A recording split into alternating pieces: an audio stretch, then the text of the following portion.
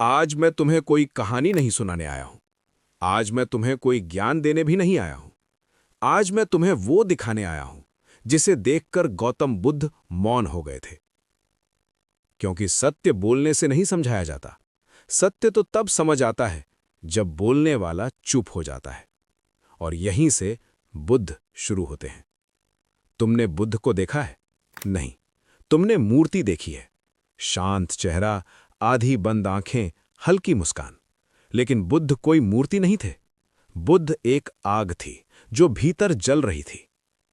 एक ऐसा मनुष्य जिसके पास सब कुछ था, फिर भी उसने सब कुछ छोड़ दिया। और ध्यान देना, उसने इसलिए नहीं छोड़ा कि संसार बुरा था। उसने इसलिए छोड़ा क्योंकि वो सच देखना चाहता था। सिद्धार्थ के पास महल था, सुख था, सुंदर स्त्रियां थीं, संगीत था, सुरक्षा थी। फिर भी उसके भीतर एक सवाल था। अगर सब कुछ है तो मन बेचैन क्यों है? यही सवाल तुम्हारे भीतर भी है। तुम नौकरी पा लेते हो, फिर भी डर खत्म नहीं होता। तुम पैसा कमा लेते हो, फिर भी नींद नहीं आती। तुम रिश्ते बना लेते हो, फिर भी अकेलापन पीछा नहीं छोड़ता। और बुद्ध ने यही देखा। एक दिन उन्होंने 4 दृश्य देखे। बूढ़ा आदमी, बीमार आदमी, मृत शरीर और एक साधु। और उसी क्षण उनके भीतर कुछ टूट गया। उन्होंने देखा, जो पैदा हुआ है वो बूढ़ा होगा, जो बूढ़ा हुआ है वो बीमार होगा, जो बीमार है वो मरेगा। तो फिर इस संसार में किस बात का घमंड? तुम जवान हो पर कब तक? तुम स्वस्थ हो पर कब तक? तुम जिंदा हो पर कब तक? बुद्ध डर गए थे। हां, बुद्ध भी डर गए थे। लेकिन फर्क इतना था, उन्होंने डर से भागना नहीं चुना, उन्होंने डर को देखना चुना। और यही ध्यान है। ध्यान मतलब आंख बंद करना नहीं होता। ध्यान मतलब मंत्र जपना भी नहीं होता। ध्यान मतलब सच को देख लेना। और सच ये है कि दुख बाहर नहीं है, दुख भीतर है। तुम कहते हो, उसने मुझे दुख दिया, उसने मुझे धोखा दिया, जिंदगी ने मेरे साथ गलत किया। बुद्ध कहते हैं, नहीं। दुख तब पैदा होता है जब तुम चाहते हो कि चीजें तुम्हारे मन के अनुसार चलें। इच्छा, यही जड़ है। तुम चाहते हो कि लोग तुम्हें समझें, कि हालात तुम्हारे पक्ष में हो, कि भविष्य सुरक्षित हो। और जब ऐसा नहीं होता तो मन रोता है। बुद्ध ने कहा, मैं दुख से लड़ने नहीं जाऊंगा, मैं दुख को समझूंगा। और जब तुम दुख को समझ लेते हो, दुख गिर जाता है। जैसे अंधेरा रोशनी के सामने टिक नहीं पाता। बुद्ध ने 6 साल तपस्या की, भूखे रहे, देह को कष्ट दिया, सोचा शायद शरीर को मार दूं तो आत्मा मिल जाएगी, लेकिन नहीं मिली। और एक दिन नदी किनारे बैठे बैठे उन्होंने ये समझ लिया, अति भी बंधन है, भोग भी बंधन है, मध्यम मार्ग ही मुक्ति है। और यही बुद्ध की क्रांति थी। उन्होंने न भगवान को नकारा, न भगवान को पकड़ा। उन्होंने कहा, पहले स्वयं को जानो। तुम मंदिर जाओ, मस्जिद जाओ, चर्च जाओ, गुरुद्वारा जाओ, लेकिन बुद्ध कहते हैं, एक बार अपने मन में भी जाओ। क्योंकि तुम्हारा सबसे बड़ा शत्रु बाहर नहीं बैठा है, वो तुम्हारे ही भीतर बैठा है। वो तुम्हारा मन है। मन जो भविष्य में डर दिखाता है, मन जो अतीत में पछतावा करवाता है, मन जो कभी अभी में नहीं रहता।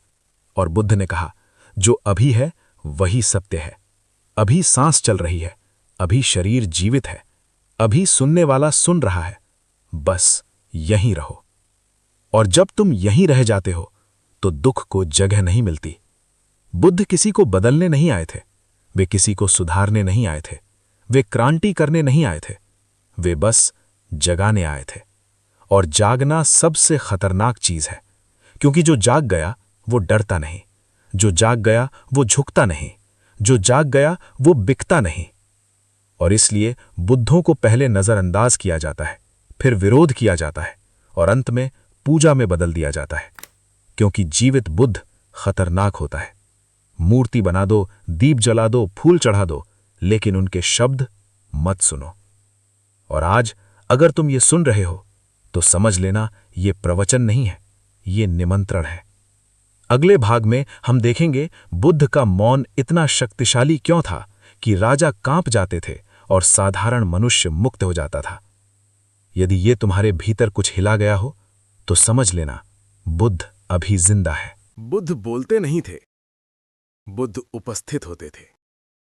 और याद रखना, उपस्थिति शब्दों से ज्यादा शक्तिशाली होती है।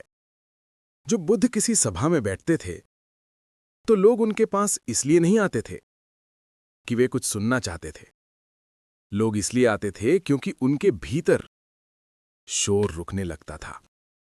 तुमने कभी सोचा है कि कुछ लोगों के पास बैठते ही मन बेचैन क्यों हो जाता है और कुछ के पास बैठते ही मन शांत क्यों होने लगता है?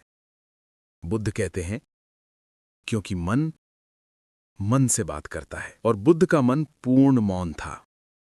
उनके भीतर कोई मांग नहीं थी, कोई चाह नहीं थी, कोई अपेक्षा नहीं थी। और जहां अपेक्षा खत्म होती है वहीं प्रेम शुरू होता है। लोग बुद्ध से पूछते थे, दुख क्यों है? बुद्ध जवाब नहीं देते थे, वे मुस्कुरा देते थे। क्योंकि दुख का उत्तर शब्दों में नहीं, देखने में छुपा है। दुख इसलिए नहीं है कि जीवन कठिन है, दुख इसलिए है कि तुम जीवन से लड़ रहे हो। तुम चाहते हो कि जो हो रहा है वो ना हो और जो नहीं हो रहा वो हो जाए, और इसी खींचतान में मन टूट जाता है। बुद्ध कहते हैं, जो है उसे पूरा देखो। पूरा देखना बहुत साहस का काम है, क्योंकि जब तुम पूरा देखते हो तो तुम्हें अपने भीतर की जलन दिखती है, ईर्ष्या दिखती है, क्रोध दिखता है, डर दिखता है, और मन चाहता है कि इनसे भाग जाए। लेकिन बुद्ध कहते हैं, भागना ही बंधन है। जो तुमसे भागा वो तुम्हारा मालिक बन गया, और जिसे तुमने देख लिया वो तुम्हें छोड़ देता है। इसलिए बुद्ध ने कहा, क्रोध को दबाओ मत, क्रोध को देखो। जब क्रोध आता है तो देखो वो शरीर में कहाँ उठता है, सीने में, पेट में, सिर में, बस देखो। और जैसे ही तुम देखते हो क्रोध कमजोर पड़ने लगता है, क्योंकि क्रोध अंधेरे की तरह है, ध्यान रोशनी की तरह। रोशनी में अंधेरा रह नहीं सकता। लोग बुद्ध से कहते थे,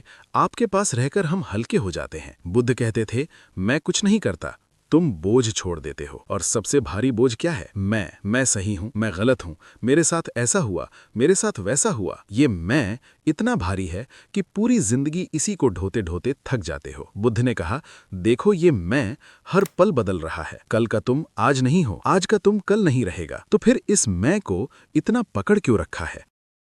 जब तुम छोड़ते हो तो तुम मिटते नहीं, तुम फैल जाते हो। बुद्ध को किसी से लड़ना नहीं पड़ा, उन्होंने किसी से बहस नहीं की, उन्होंने किसी को नीचा नहीं दिखाया। फिर भी राजा उनके चरणों में बैठे, डाकू रो पड़े, हत्यारे बदल गए। क्यों? क्योंकि बुद्ध अहंकार से मुक्त थे, और अहंकार से मुक्त मनुष्य सबसे बड़ा आईना होता है। उसके सामने तुम खुद को देख लेते हो, और खुद को देख लेना सबसे कठिन साधना है। लोग कहते हैं हम ध्यान नहीं कर पाते। बुद्ध कहते हैं, तुम ध्यान नहीं करना चाहते, तुम भागना चाहते हो। तुम मोबाइल में भागते हो, तुम काम में भागते हो, तुम रिश्तों में भागते हो, तुम शोर में भागते हो। क्योंकि शांत बैठते ही तुम खुद से मिल जाते हो, और खुद से मिलना सबसे बड़ा डर है। बुद्ध ने कहा, डरो मत, डर को देखो, डर को महसूस करो, डर को नाम दो। और जब डर पूरा दिख जाता है तो वो सपना बन जाता है। बुद्ध का ज्ञान भारी नहीं है, उनका ज्ञान बहुत हल्का है। वे कहते हैं, कुछ जोड़ो मत, बस छोड़ो, इतना ही पर्याप्त है। और इसलिए बुद्ध किसी धर्म के नहीं हैं, वे किसी जाति के नहीं हैं, वे किसी देश के नहीं हैं, वे चेतना के हैं। अगर तुम अभी पूरी तरह सुन रहे हो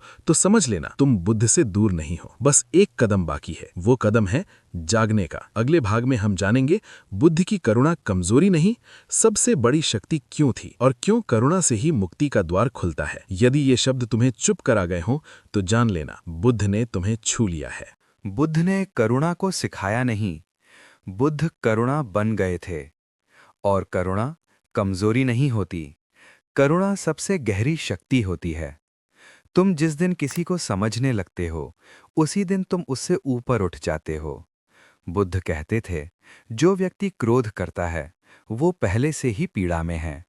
इसलिए उन्होंने क्रोधी व्यक्ति से कभी घृणा नहीं की। वे जानते थे, कोई भी सुखी मनुष्य किसी को दुख नहीं देता। जो चोट देता है वो खुद घायल है। और ये समझ आ जाना करुणा की शुरुआत है। एक दिन अंगुलीमाल नाम का हत्यारा बुद्ध को मारने आया। हाथों में खून था, गले में उंगलियों की माला थी, आंखों में पागलपन था, और बुद्ध शांत चलते रहे। अंगुलीमाल चिल्लाया, रुको। बुद्ध रुके नहीं। फिर वो और जोर से चिल्लाया, मैंने कहा रुको।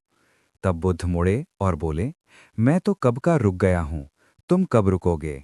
उस एक वाक्य ने हत्यारे को हिला दिया, क्योंकि बुद्ध रुके थे अंदर से और अंगुलीमाल अभी भी दौड़ रहा था अपनी हिंसा में, अपने अतीत में, अपने पागलपन में।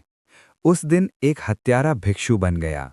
ये चमत्कार नहीं था, ये करुणा थी। करुणा का अर्थ किसी को माफ करना नहीं होता।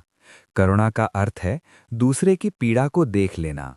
जब तुम देख लेते हो तो क्रोध गिर जाता है। बुद्ध कहते हैं, आंख आंख के बदले पूरी दुनिया को अंधा बना देगी। इसलिए उन्होंने हिंसा के बदले समझ चुनी, और ये आसान नहीं था।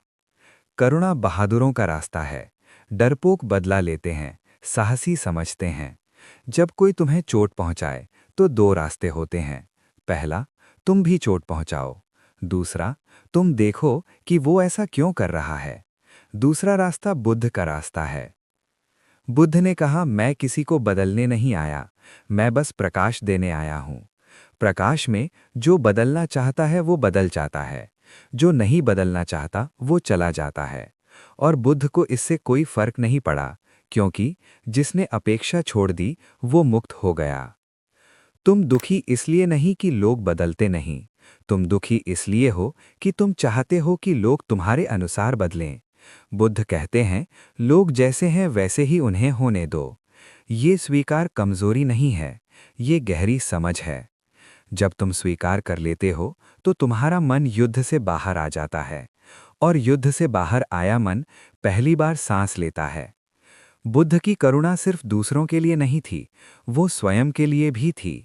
वे कहते थे, अपने प्रति भी करुणावान बनो। तुम खुद को बहुत कठोरता से जज करते हो, गलती पर खुद को सजा देते हो, असफलता पर खुद को तोड़ते हो। ये भी हिंसा है, और जो खुद के साथ हिंसक है वो दुनिया के साथ कभी शांति में नहीं रह सकता।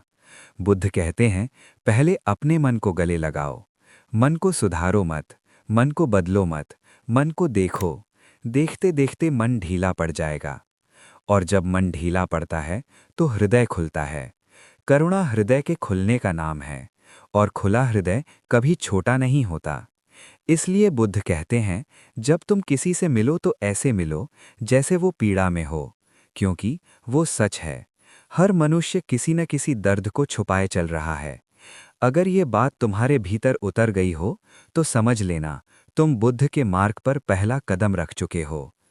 अगले भाग में हम जानेंगे, बुद्ध की दृष्टि में मृत्यु डर नहीं, सबसे बड़ा शिक्षक क्यों थी, और मृत्यु को देख लेने से जीवन कैसे बदल जाता है। यदि ये प्रवचन तुम्हें नर्म बना गया हो तो जान लेना, ये कमजोरी नहीं, ये जागरण है। बुद्ध ने मृत्यु से डरना नहीं सिखाया, बुद्ध ने मृत्यु को देखना सिखाया। और जो मृत्यु को देख लेता है वो जीवन से डरना छोड़ देता है। तुम मृत्यु से डरते हो क्योंकि तुम उसे दूर रखना चाहते हो। बुद्ध कहते हैं, मृत्यु को पास लाओ। हर सांस के साथ मृत्यु घट रही है। हर पल कुछ न कुछ तुमसे विदा ले रहा है। जो जन्मा है वो बदलेगा, जो बदला है वो मिटेगा। ये शाप नहीं है, ये नियम है, और नियम से लड़ना दुख को जन्म देता है। बुद्ध कहते हैं, अनित्यता को स्वीकार करो। अनित्यता मतलब कुछ भी स्थायी नहीं है। तुम्हारा शरीर नहीं, तुम्हारा नाम नहीं, तुम्हारी पहचान नहीं, तुम्हारा दुख भी नहीं। लेकिन तुम क्या करते हो? तुम अस्थायी चीज़ों को स्थायी मान लेते हो, और जब वे बदलती हैं तो तुम टूट जाते हो। बुद्ध कहते हैं, जो बदल रहा है उसे पकड़ो मत, पकड़ना ही दुख है। तुम किसी को पकड़ते हो वो छूटता है, तुम किसी पल को पकड़ते हो वो बीत जाता है, तुम किसी पहचान को पकड़ते हो वो टूट जाती है, और तुम पूछते हो, मैं दुखी क्यों हूं? बुद्ध कहते हैं, क्योंकि तुम जीवन को मुट्ठी में बंद करना चाहते हो। जीवन मुट्ठी में नहीं आता, जीवन हथेली खोलने से मिलता है। एक दिन किसी ने बुद्ध से पूछा, मृत्यु के बाद क्या है? बुद्ध चुप रहे। फिर पूछा गया, आत्मा रहती है या नहीं? बुद्ध फिर चुप रहे। लोग घबरा गए। उन्होंने कहा, आप उत्तर क्यों नहीं देते? बुद्ध बोले, क्योंकि तुम्हें मृत्यु के बाद की नहीं, इस क्षण की चिंता होनी चाहिए। तुम आज जिंदा हो और तुम जी नहीं रहे। तुम कल की चिंता में आज को मार रहे हो। मृत्यु कोई भविष्य की घटना नहीं है। मृत्यु हर पल घट रही है। पुराना विचार मर रहा है, पुरानी भावना मर रही है, पुराना तुम मर रहा है और नया जन्म ले रहा है। यदि तुम रोज थोड़ा थोड़ा मरना सीख लो तो एक दिन मृत्यु तुम्हें डरा नहीं पाएगी। बुद्ध कहते हैं, मृत्यु को मित्र बनाओ। मृत्यु याद दिलाती है, समय कम है, तो घृणा क्यों, तो द्वेष क्यों, तो टालना क्यों। जब मृत्यु सामने खड़ी होती है तो सिर्फ एक सवाल बचता है, क्या तुमने पूरा जिया? बुद्ध कहते हैं, अधूरा जीवन मृत्यु से डरता है, पूरा जीवन मृत्यु का स्वागत करता है। पूरा जीवन मतलब हर पल में उपस्थित होना, खाते समय खाना, चलते समय चलना, सुनते समय सुनना, बस इतना ही। और जो इतना सीख गया उसने सब सीख लिया। बुद्ध की दृष्टि में मृत्यु अंत नहीं है, मृत्यु विश्राम है। जैसे दिन भर काम करने के बाद नींद आती है और नींद से डरता वही है जो दिन भर जिया ही नहीं। इसलिए बुद्ध कहते हैं, मृत्यु को जानो ताकि जीवन व्यर्थ न जाए। यदि ये सुनकर तुम्हारे भीतर जीने की तड़प जगी हो तो समझ लेना ये प्रवचन सफल हुआ। अगले भाग में हम जानेंगे बुद्ध का निर्वाण पलायन नहीं, सबसे बड़ा जागरण क्यों था, और निर्वाण का अर्थ मृत्यु नहीं, पूर्ण जीवन क्यों है। यदि मृत्यु की बात तुम्हें शांत कर गई हो तो जान लेना तुम डर से मुक्त हो रहे हो।